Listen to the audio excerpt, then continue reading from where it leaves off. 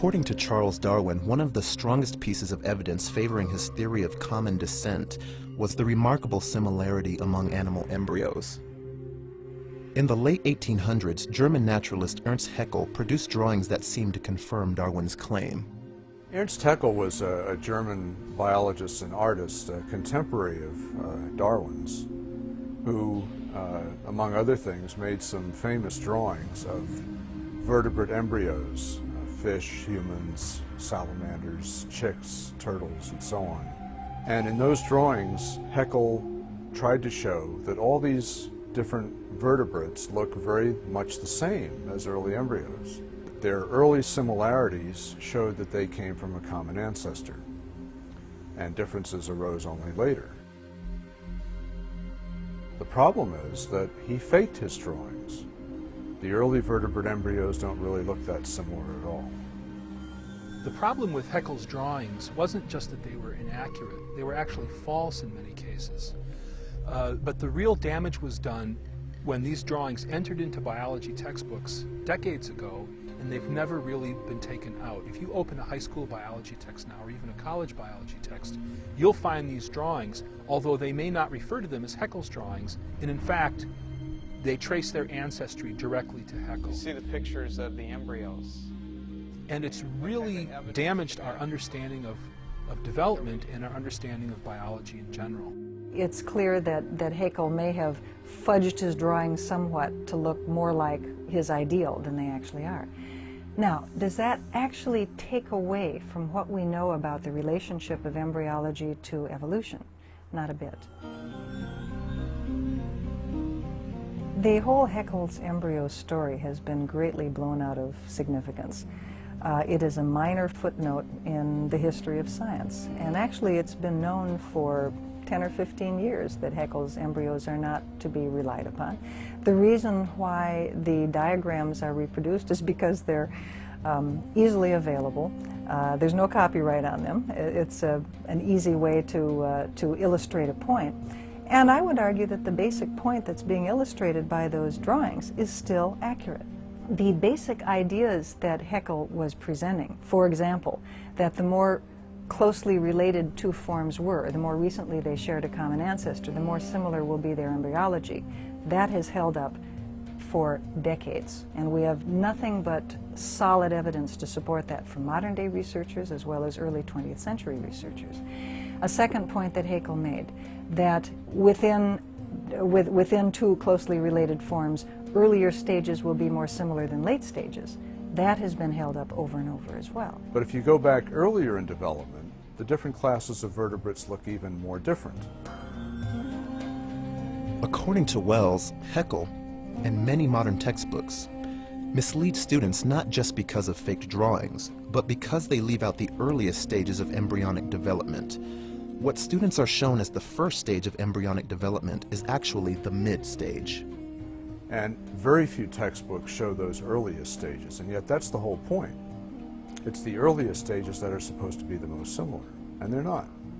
Some textbooks actually use photographs of embryos, but they pick only that stage and those classes that happen to look most similar.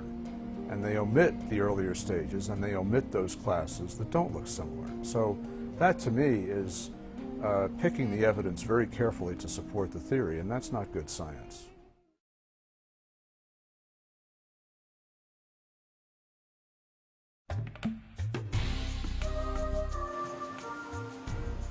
In 1994, journalist Jonathan Weiner published The Beak of the Finch, a book about research into finches on the Galapagos Islands. It won the Pulitzer Prize. Weiner argued that finches represent the best and most detailed demonstration to date of the power of Darwin's process of natural selection. Similar claims are made in many biology textbooks. The Galapagos finches are a spectacular example of evolution.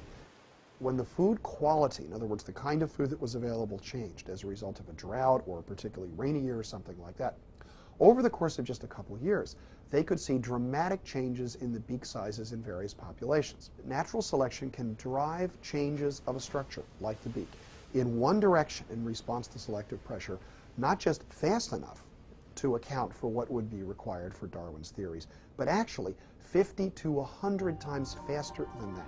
A severe drought could cause many of the finches to die and leave only those with larger beaks. So in the following generation, the average beak size was increased. And some textbooks extrapolate this over 200 years or so and say that a few of these events strung together could transform these finches into a new species by making their beaks larger.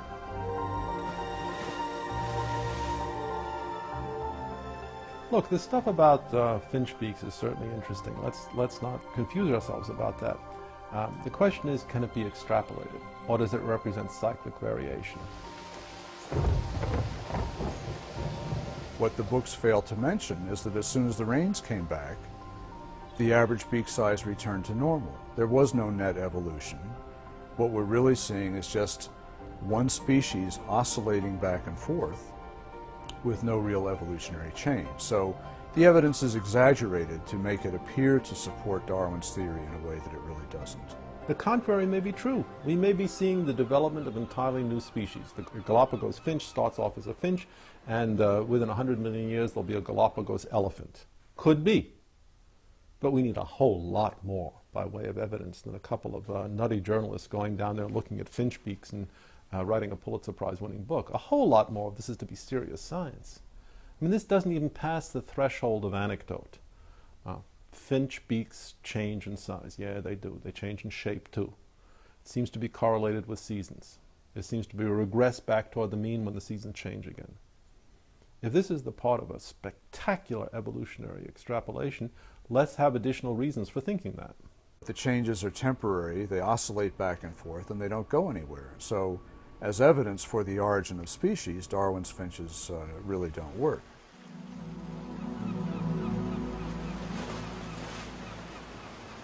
Critics of Darwin's theory say that finch beaks provide a good example of microevolution, small changes within a species or gene pool. But it does not by itself provide evidence for macroevolution, which is the origin of fundamentally new organisms and body plans. Microevolution is what we can demonstrate in the laboratory in real time of organisms changing due to different environments. The extrapolation, to macroevolution is a quantum leap. We look at dogs, no matter how far back we go, it's dogs. And we look at bacteria, no matter what we do, they stay bugs. They don't change in their fundamental nature. There seems to be some sort of an inherent species limitation, and we have no good explanation for this in terms of a Darwinian theory. We should have far more flexibility, far more plasticity under laboratory conditions than we actually do if Darwinian theory or anything like that were correct.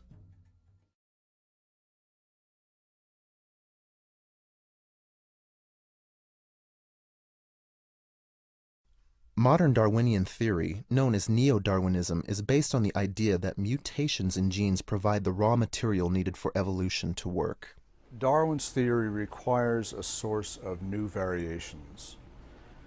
And in modern Darwinian theory, that source is genetic mutation. Well, we know genetic mutation can produce changes in proteins, protein molecules. This is what leads to some cases of antibiotic resistance in bacteria. But evolution involves a lot more than changes in protein molecules. It involves changes in entire organisms, shapes of organisms, what biologists call morphology. One of the best known examples of a mutation affecting morphology is the four-winged fruit fly. In opening a biology text, one will often see a picture of a four-winged fruit fly. Now, as we know, ordinary fruit flies have only two wings. The four-winged fruit fly has not only its regular set of wings, but a second set of wings just next to that. And the caption or the text will say, this is evidence for the process of evolution, that mutations affect the process of development, and you can get anomalies as interesting as a four-winged fruit fly. Gene duplications and rearrangements of genes can indeed produce very sudden genetic changes. They can produce changes that are as dramatic as a fruit fly that suddenly has an extra pair of wings or has an antenna where its eye was supposed to be. And I give those as examples not of evolution, but of the ability of the genetic toolkit to produce very sudden and dramatic changes in an organism's morphology. Well, it turns out that the four-winged fruit fly is actually a very poor example of Darwinian evolution, certainly. There are no muscles attached to it, so the second set of wings is effectively dead. The fly is a hopeless cripple. It's kind of like having a small plane with an extra pair of wings tied to its tail. The fly can only survive in the laboratory, and it would be selected out by natural selection in the wild. So it's not a step forward in evolution. It's an evolutionary dead end. And it turns out that all morphological mutations that we know of are either have no effect on the organism at all, no fitness effect, or they're harmful. We don't know of any that are useful. I think this creates a real paradox for evolution. If you're going to change animal form, you've got to do it in a way that the organism can survive and can pass on those new changes. We don't have examples of these kinds of large-scale changes. It's almost as if the fruit fly says, if you want me to exist at all, I better have 2 eyes, 6 legs, 2 wings, and so on. I better have more or less the normal form